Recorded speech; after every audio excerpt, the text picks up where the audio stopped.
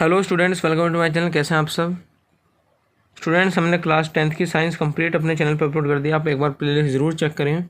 और हम लोग आज बहुत जल्दी इसका एसएसटी का भी सिलेबस कंप्लीट करने वाले हैं।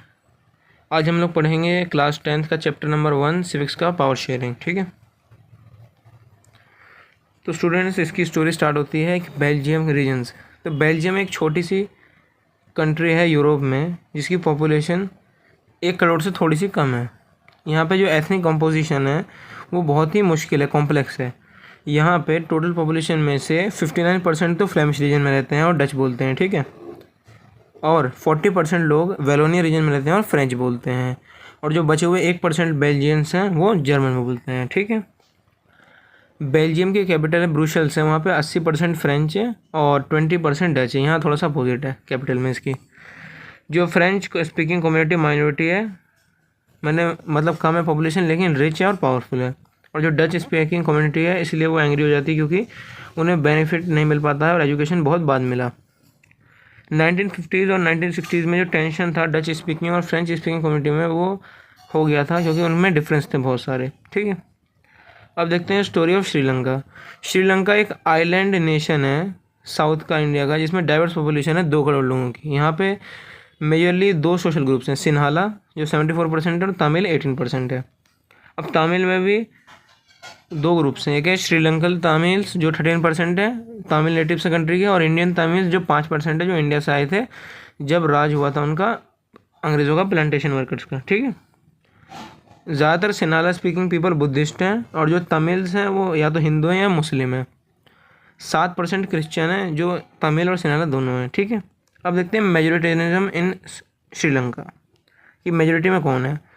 तो जो डेमोक्रेटिकली इलेक्टेड गवर्नमेंट है वो एक मेजोरिटेशन पॉलिसी करती है जिससे कि सिन्हाला की सुप्रीमेसी को बनाया जाए, कि सिन्हाला ही ऑफिशियल लैंग्वेज होगी। गवर्नमेंट फॉलो करती है कि जो प्रोफेशनल पॉलिसी है जो सिन्हाला को ही फॉलो करे, उन्हीं को जॉब मिलेगी, उन्हीं गवर्नमेंट यूनिवर्सिटी में पोजीशंस मिलेगी। इस डिसीजन से जो इंक्रीज हो जाती है feeling of alienation among Sri Lankan Tamils, मैंने उन्हें लगता है कि अब उनके साथ भेदभाव हो रहा है। ठीक है,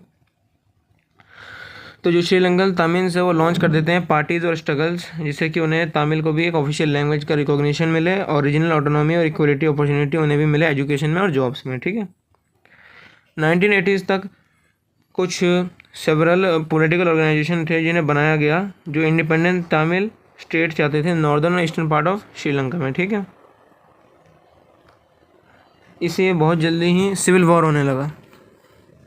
अब देखते हैं कि बेल्जियम में अकोमोडेशन कैसे हुआ। तो 1970 से 1993 में बेल्जियम का जो कॉन्स्टिट्यूशन है वो अमेंड हुआ था 4 बार एग्रीमेंट करने के लिए, जिससे कि वो लोग सब लोग साथ में रह सकें। और जो एलिमेंट्स है बेल्जियम मॉडल का ये था कि जो कॉन्स्टिट्यूशन है वो प्रिस्क्राइब करता है नंबर ऑफ डच और फ्रेंच स्पीकिंग मिनिस्टर इक्वल होंगे सेंट्रल गवर्नमेंट में। जो ज़्यादातर पावर है सेंट्रल गवर्नमेंट की वो स्टेट को दे दी जाएगी 2 रीजन में। ब्रुसेल्स सेपरेट गवर्नमेंट होगी जिसमें दोनों कम्युनिटीज़ के इक्वल रिप्रेजेंटेशन होगा। और वहाँ पे प्रोविज़न होगा कम्युनिटी गवर्नमेंट का, जो लोग इलेक्ट करेंगे एक लैंग्वेज की कम्युनिटी के, जिसके पास पावर होगी कल्चरल, एजुकेशनल और लैंग्वेज रिलेटेड इशू के लिए। ठीक है, अब देखते हैं पावर शेयरिंग डिज़ायरेबल क्यों है। क्योंकि पावर शेयरिंग अच्छी है, क्योंकि इससे हम लोग कॉन्फ्लिक्ट सोशल ग्रुप्स में कम कर सकते हैं। पावर शेयरिंग एक स्पिरिट है डेमोक्रेसी की। कोई भी डेमोक्रेटिक रूल में शेयरिंग ऑफ पावर होती है तो इसी से उसके अच्छे इफेक्ट्स मिलते हैं। अब देखते हैं कि पावर शेयरिंग की फॉर्म क्या है। मॉडर्न डेमोक्रेसीज़ में जो पावर शेयरिंग अरेंजमेंट है वो कई तरह से होती है। एक है हॉरिजॉन्टल डिस्ट्रीब्यूशन, इसमें जो पावर है वो डिफरेंट ऑर्गन्स ऑफ गवर्नमेंट में शेयर की जाती है, जैसे कि लेजिस्लेचर, एग्जीक्यूटिव, जुडिशरी। इसका एग्जांपल है इंडिया। अब दूसरा है वर्टिकल डिस्ट्रीब्यूशन ऑफ पावर या फेडरल गवर्नमेंट, जिसमें कि की जाती है डिफरेंट लेवल पे। एक general government of entire country और गवर्नमेंट एट रीजनल और प्रोविजनल लेवल, जैसे कि यूएसए। पावर को इस तरह से भी शेयर किया जा सकता है डिफरेंट सोशल ग्रुप में, जैसे कि रिलीजियस और लिंग्विस्टिक ग्रुप्स में, जैसे कि कम्युनिटी गवर्नमेंट थी बेल्जियम में। ठीक है, और पावर शेयरिंग अरेंजमेंट्स को इस तरह से भी देखा जा सकता है कि जो पॉलिटिकल पार्टीज है, प्रेशर ग्रुप्स है, मूवमेंट कंट्रोल है, वो इन्फ्लुएंस करें जो पावर में है। ठीक, तो स्टूडेंट्स ये चैप्टर हमारा कंप्लीट हो गया नोट से। इसे आप लोग एक बार रिवाइज कीजिएगा और एक बार एनसीईआरटी रीड कर लीजिएगा। Thanks for watching.